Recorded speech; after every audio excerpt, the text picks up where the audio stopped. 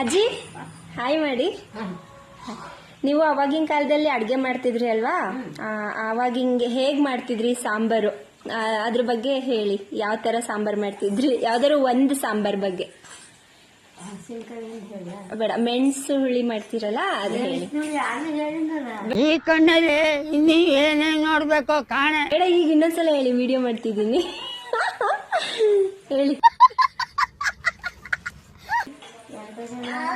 ಹೇಳಿ ಇವಾಗ.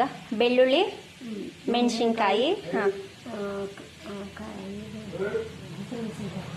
ಹಸಿಮೆಣಸಿನ್ಕಾಯಿ ಎರಡು ಒಂದೇ. ಹಸಿಮೆಣಸಿನ್ಕಾಯಿ ಹೇಳಾಯ್ತು. ಸಾಂಬಾರ್ ಸೊಪ್ಪು, ಕೊತ್ತಂಬರಿ ಸೊಪ್ಪು,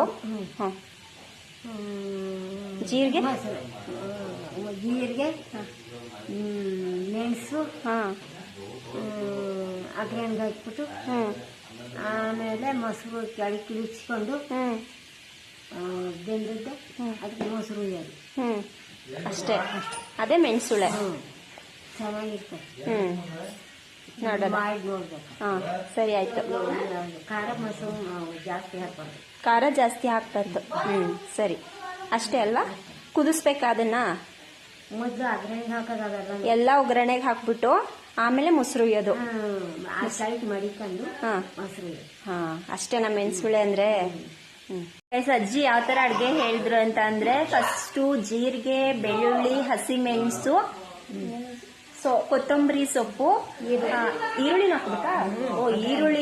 ಈರುಳ್ಳಿ ಒಗ್ಗರಣೆಗೆ ಅದಿಷ್ಟನ್ನು ಕಲ್ಲಲ್ಲಿ ಜಚ್ಕೊಂಡ್ಬಿಟ್ಟು ಒಗ್ಗರಣೆಗೆ ಹಾಕ್ಬೇಕು. ಸಾಸಿವೆ, ಕರ್ಬೇವಿನ ಸೊಪ್ಪು ಎಲ್ಲ ಹಾಕ್ಬಿಟ್ಟು ಒಗ್ಗರಣೆಗೆ ಹಾಕ್ಬೇಕು. ಆಮೇಲೆ ಅದನ್ನ ಎಳಿಸ್ಬಿಟ್ಟು ಅದಕ್ಕೆ ಮೊಸರು ಹಾಕ್ಬೇಕು. ಮೊಸರು ಜೊತೆ ಸ್ವಲ್ಪ ಹಾಲು ಹಾಕ್ಬೇಕು ಅಲ್ವಾ? ಹಾಲು ಹಾಕಿದ್ರೆ ಅದೇ ಮೆಣಸುಳೆ ಅಂತ ಹೇಳಿದ್ರು. ಒಂದ್ಸಲ ಟ್ರೈ ಮಾಡಿ. ನಾನು ಮನೇಲಿ ಟ್ರೈ ಮಾಡ್ತೀನಿ. ಟೇಸ್ಟ್ ಹೇಗಿದೆ ಅಂತ ಕಮೆಂಟ್ ಮಾಡಬೇಕು. ಓಕೆ.